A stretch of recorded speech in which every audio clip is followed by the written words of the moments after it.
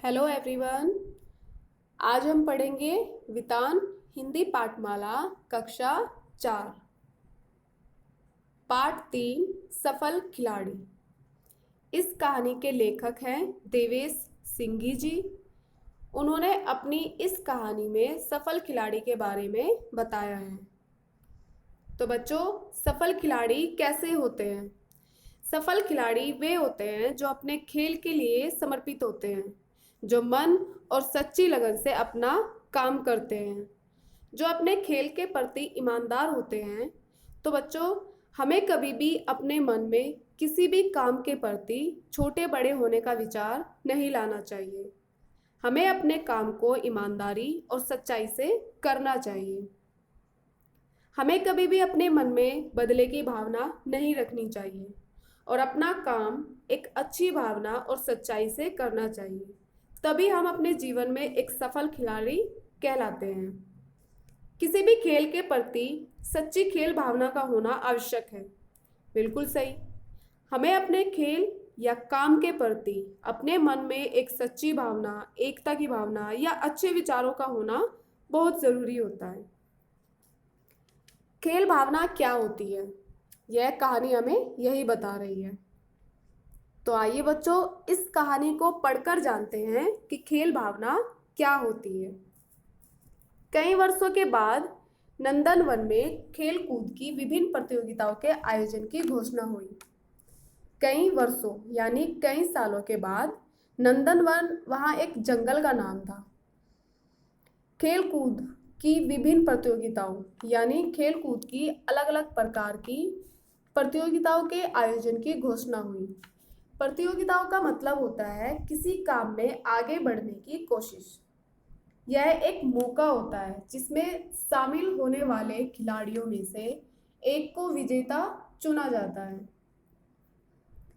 आयोजन का मतलब होता है किसी काम के लिए पहले से किया जाने वाला प्रबंध। घोषणा का मतलब होता है सूचना देना यानी ऐलान करना। तो कई सालों के बाद नंदनवन में खेल कूद की अलग अलग तरह की प्रतियोगिताओं का आयोजन किया गया। सभी जानवर बहुत खुश थे। सभी को अपनी प्रतिभा दिखलाने का अवसर मिलेगा। अब जानवर इस बात से खुश थे कि वहाँ पर उन्हें सभी को अपनी प्रतिभा यानी अपनी कुशलता दिखलाने का एक चांस मिलेगा, एक मौका मिलेगा। खेलों के आयोजन का भार हिरण को सौंपा गया। खेलों के आयोजन का जो भार था यानी खेलों के आयोजन की जो रेस्पॉन्सिबिलिटी थी वो किसको दी गई? हिरण को। तो बच्चों, जैसे आपकी क्लास में क्लास को मैनेज करने की रेस्पॉन्सिबिलिटी किसकी होती है? मॉनिटर की। क्लास को मैनेज करने का सारा भार किसके ऊपर होता है? मॉनिटर के ऊपर। ठीक उसी तरीके से खेल के आयोजन का भार किसको दिया गया था? हिरण को। हिरण सोचने लगा, खेल प्रतियोगिताओं का मूल उद्देश्य आपस में सद्भावना और एकता पैदा करना होता है। तो हिरण ने सोचा कि खेल प्रतियोगिताओं का मूल उद्देश्य है, यानी उद्देश्य का मतलब होता है लक्ष्य। तो उनका जो मेन मोटिव था वो ये था कि जानवरों के बीच में यानी आपस में उनके एकता और एक अच्छी भावना पैदा हो। वह खेलों का आरंभ कैसे करें कि सभी खिलाड़ी जानवर खेलों की इस मूल भावना को समझ जाएं।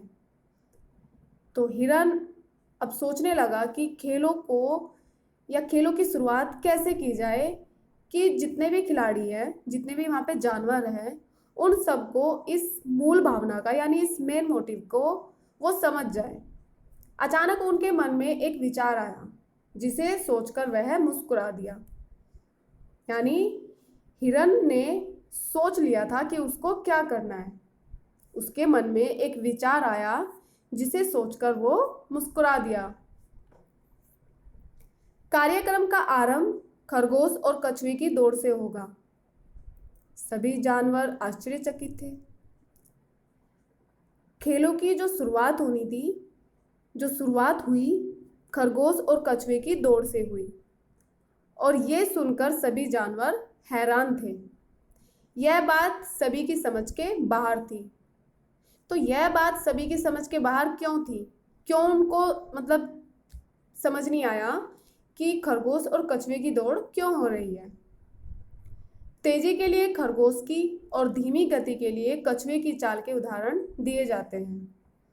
तो बच्चों, जो तेज दौड़ता है वो खरगोश होता है और जो धीरे धीरे चाल चलता है वो कछुआ होता है। और ये बात सभी को वहां पर पता थी। फिर भी हिरन ने कार्यक्रम के आरंभ में ही यह दौड़ क्यों रखी? हिरन को सारी बातें पता थी। हिरन सब कुछ जानता था। उसके बाद भी हिरन ने शुरुआत कछुए और खरगोश की दौड़ से क्यों की?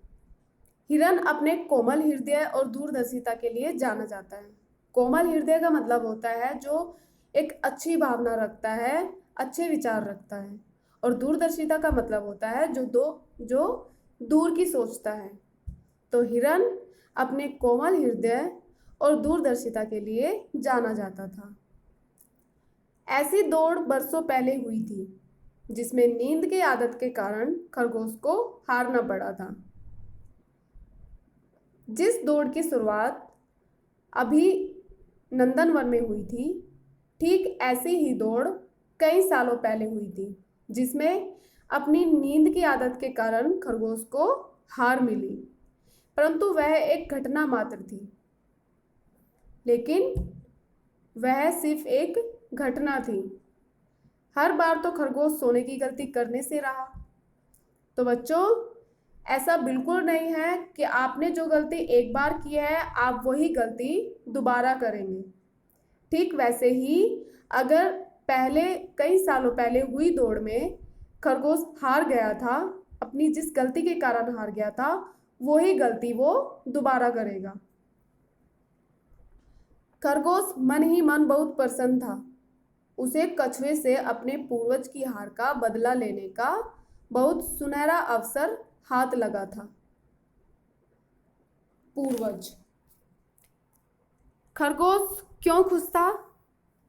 क्योंकि खरगोश इसलिए खुश था, उसने कछुए से अपने पूर्वज यानी जो पहले दौड़ हुई थी उसमें उसके पूर्वज की जो हार हुई थी उसका बदला लेने का एक चांस मिला।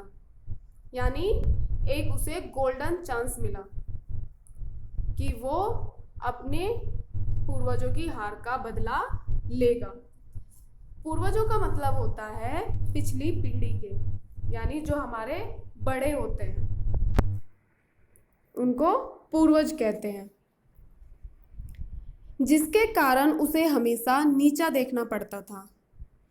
उस हार के कारण खरगोश को हमेशा नीचा देखना पड़ता था। भले ही कछुआ उसे कुछ नहीं कहता था, परंतु जंगल के दूसरे जानवर तो हमेशा उसका मजाक उड़ाते थे। अब अगर बच्चों आपकी क्लास में किसी के ज़्यादा मार्क्स आते हैं तो किसी के कम मार्क्स आते हैं, तो जिसके कम मार्क्स आते हैं उसे बच्चे चिढ़ाते हैं।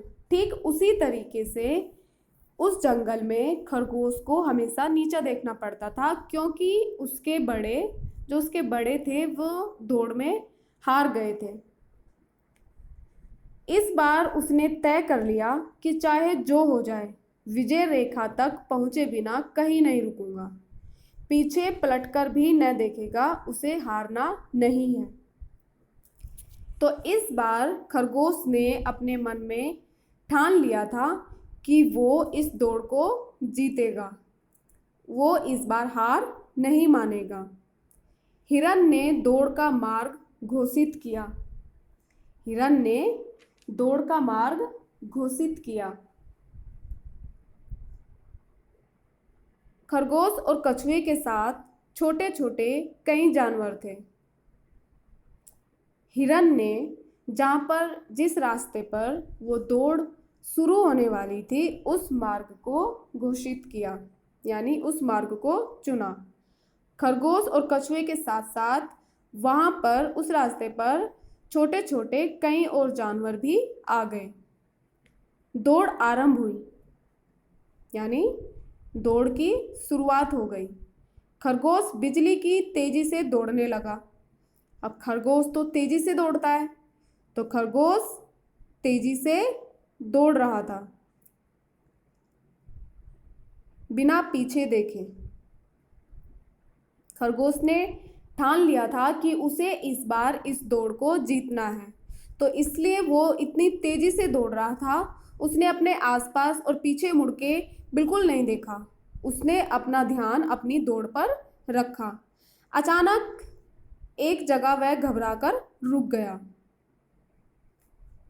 खरगोश दौड़ता हुआ सडनली घबराकर रुक गया। सामने एक गहरी नदी बह रही थी। जब खरगोश अचानक रुका तो उसके सामने एक गहरी नदी बह रही थी, जिसकी वजह से वह घबरा गया था। नदी के उस पार विजय रेखा पर झंडा लहरा रहा था। तो बच्चों, खरगोश किस बात से घबरा गया था? नदी से, कि नदी के उस पार विजय रेखा थी जहाँ पर वो झंडा लहरा रहा था, परंतु वह वहाँ पहुँचे कैसे? अब खरगोश इस बात को सोच रहा था कि वो नदी पार कैसे करके पहुँचेगा, क्योंकि उसे पता था कि उसे तैरना तो आता ही नहीं है। ओह, तो हिरन ने फिर से उसे हराने के लिए यह चाल चली थी। अब खरगोश को लगा कि हिरन ने यह सब जानबूझकर किया है ताकि खरगोश हार जाए। खरगोश गुस्से से लाल पीला हो रहा था, यानी खरगोश को बहुत ज़्यादा गुस्सा आ रहा था। लाल पीला होना, अधिक गुस्सा आना, यानी बहुत ज़्यादा गुस्सा आ रहा था। थोड़ी देर में कछुआ भी आ पहुंचा। जब तक खरगोश वहाँ पर सोच रहा था कि मैं नदी पार कैसे करूँगा, तब तक वहाँ पर कछुआ भी आ पहुंचा। खरगोश को चुपचाप नदी के सामने खड़े देखकर वह सारी बात समझ गया। कौन समझ गया? कछुआ। जब कछुए ने खरगोश को नदी के सामने चुपचाप खड़े देखा तो वह सारी बात को समझ गया था। उसके समझ में आ गया था कि खरगोश को तैरना नहीं आता है, और इसी बात को सोचकर वह यहाँ पे चुपचाप खड़ा है। भाई खरगोश, परेशान मत हो, आओ मेरी पीठ पर बैठ जाओ। किसने कहा? कछुए ने। कछुए ने खरगोश को कहा कि तुम्हें परेशान होने की ज़रूरत नहीं है, आओ मेरी पीठ पर बैठ जाओ, हम दोनों मिलकर नदी पार कर लेंगे, फिर तुम दौड़कर विजय का झंडा लहराना। कछुए ने खरगोश से कहा कि तुम्हें परेशान होने की ज़रूरत नहीं है, हम दोनों मिलकर इस नदी को पार कर सकते हैं और फिर तुम दौड़कर उस विजय के झंडे को लहरा सकते हो। मुझे उस समय भी जीत पर कोई बहुत खुशी नहीं हुई थी, और इस बार हारने का भी दुख नहीं होगा। यह बात कछुए ने कही।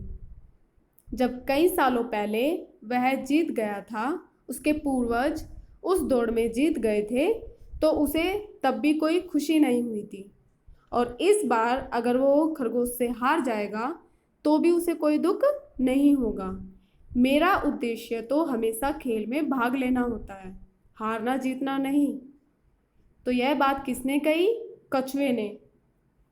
कछुए ने कहा कि मेरा लक्ष्य तो हमेशा खेल में भाग लेना होता है, यानी जो खेल की प्रतियोगिता होती है उसमें भाग लेना, यानी पार्टिसिपेट करना होता है, हारना जीतना नहीं। उसे हारने जीतने से कोई मतलब नहीं होता है, उसे तो बस उन खेलों में पार्टिसिपेट करना होता है। खरगोश कछुए की बात सुनकर चकित रह गया। जब खरगोश ने कछुए की ये बात सुनी तो वो हैरान रह गया। यही तो सच्ची खेल भावना है। बिल्कुल सही। तो बच्चों, जैसा कि मैंने आपको पहले भी बताया है कि अगर आपके मन में सच्चाई हो, ईमानदारी हो और किसी को छोटा या बड़ा समझने के विचार नहीं होते हैं, उसी को सच्ची खेल भावना कहते हैं, यानी उसी को एक ईमानदार कहते हैं। कछुआ तो सचमुच सफल खिलाड़ी कहलाने लायक था। बिल्कुल, क्योंकि कछुआ का हृदय, कछुए का दिल साफ और ईमानदार था और वो एकता की भावना रखता था। इसलिए वह सचमुच एक सफल खिलाड़ी कहलाने लायक था। कुछ सोचकर खरगोश कछुए की पीठ पर बैठ गया। अब खरगोश ने कुछ सोचा और उसकी पीठ पर बैठ गया। नदी का किनारा आते ही वह तेजी से दौड़ पड़ा। जैसे ही खरगोश ने नदी का किनारा देखा तो वह तेजी से दौड़ पड़ा और झंडा उठाकर फहराने लगा और वह दौड़ जीत गया था। खरगोश को कछुए की बातों पर यकीन नहीं था। तभी उसने क्या किया, जैसे ही नदी का किनारा आया तो वह तेजी से दौड़ पड़ा और झंडा उठाकर फहराने लगा और वह दौड़ जीत गया था। आयोजन समिति के अध्यक्ष शेर सिंह ने खरगोश को मंच पर स्वर्ण पदक लेने के लिए बुलाया। यानी जो यह आयोजन किया गया था, ये खेल प्रतियोगिता जो हुई थी, उसके अध्यक्ष कौन थे? शेर सिंह, यानी शेर, जिन्होंने खरगोश को मंच यानी स्टेज पर बुलाया मेडल देने के लिए, गोल्ड मेडल। सारे जानवर तालियां बजाने लगे। जब खरगोश मंच पर आया तो सभी जानवरों ने क्या किया? तालियां बजाने लगे। वह धीरे धीरे चलता हुआ मंच पर पहुंचा। फिर माइक हाथ में लेकर बोला, दोस्तों, भले ही मैंने यह दौड़ जीती है, परंतु स्वर्ण पदक पाने का सच्चा हकदार मेरा दोस्त कछुआ ही है। तो बच्चों, खरगोश ने स्टेज पर पहुंचकर क्या किया? माइक को अपने हाथ में लिया और सभी को बताया कि भले ही मैं ये दौड़ जीत चुका हूँ, लेकिन इस मेडल का असली हकदार कौन था? खरगोश का दोस्त कछुआ। मैं यह दौड़ कभी नहीं जीतता यदि कछुआ मुझे अपनी पीठ पर बैठाकर नदी पार नहीं करवाता। कछुए ने एक महान खिलाड़ी भावना का परिचय दिया। जब खरगोश ने सबको कछुए के बारे में बताया कि कछुए ने खरगोश के साथ क्या किया, उसने खरगोश की हेल्प की। क्यों? क्योंकि कछुआ एक ईमानदार आदमी था, एक ईमानदार जानवर था। अतः मैं शेर सिंह से प्रार्थना करता हूँ कि यह स्वर्ण पदक कछुए को दिया जाए। तो खरगोश ने शेर से प्रार्थना की, यानी शेर से रिक्वेस्ट की कि यह स्वर्ण पदक यानी वो गोल्ड मेडल किसको दिया जाए? कछुए को। खरगोश ने सच्ची घटना सभी को बतलाई। खरगोश ने जो उसके और कछुए के बीच में जो कुछ भी हुआ था, उसने वो सारी बातें सभी जानवरों के बीच में बताई। शेर सिंह आश्चर्य से खरगोश की ओर देखने लगा।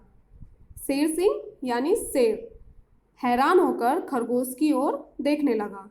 वही हिरन पास खड़ा हुआ मुस्कुरा रहा था। हिरन ने कहा, भाइयों, मुझे सब कुछ ऐसे ही होने का पूर्वानुमान था। अब हिरन पास में खड़ा होकर मुस्कुरा रहा था। क्यों मुस्कुरा रहा था? क्योंकि ये सब कुछ हिरन की चाल थी। दोस्तों के बीच में एकता की भावना उसने पैदा की। हिरन ने क्या किया? इन चालों को चलकर उसने उन दोनों दोस्तों के बीच में एकता की भावना को पैदा किया। मुझे सब कुछ ऐसे ही होने का पूर्वानुमान था। पूर्वानुमान का मतलब होता है पहले से ही लगाया गया अनुमान, यानी हमें किसी चीज़ का पहले से ही पता होता है। हमें पता होता है कि ये काम अब आगे होगा, तो उसे कहते हैं पूर्वानुमान। अतः मैंने इस दौड़ के लिए 2 स्वर्ण पदक तैयार रखे हैं। ये बात किसने बोली? हिरन ने। हिरन ने कहा, क्योंकि मुझे पहले से ही पता था कि ये होना है, इसीलिए उसने इस दौड़ के लिए 2 स्वर्ण पदक यानी 2 मेडल रखे थे। एक खरगोश के लिए और दूसरा कछुए के लिए। आपस में ऐसी ही सद्भावना पैदा करना हमारे इस आयोजन का उद्देश्य था, यानी एक दूसरे के प्रति ईमानदारी और अच्छी भावना का रखना इस आयोजन का मेन मोटिव था, यानी उनका लक्ष्य था। सारा जंगल तालियों की गड़गड़ाहट से गूंज उठा। उन सब की ये बातें सुनकर सभी जानवरों ने तालियां बजाई। तो बच्चों, इस कहानी से हमें क्या सीख मिलती है? इस कहानी से हमें यह सीख मिलती है कि हमें कभी भी किसी के प्रति अपने मन में घृणा नहीं रखनी चाहिए। किसी के प्रति भी हमें अपने मन में नफरत पैदा नहीं होनी चाहिए, और किसी भी इंसान के प्रति हमें बदले की भावना नहीं रखनी चाहिए। हमें एकता बनाकर रखनी चाहिए, सबकी रेस्पेक्ट करनी चाहिए। हमारे मन में प्यार, सम्मान, आदर और एकता की भावना होनी चाहिए।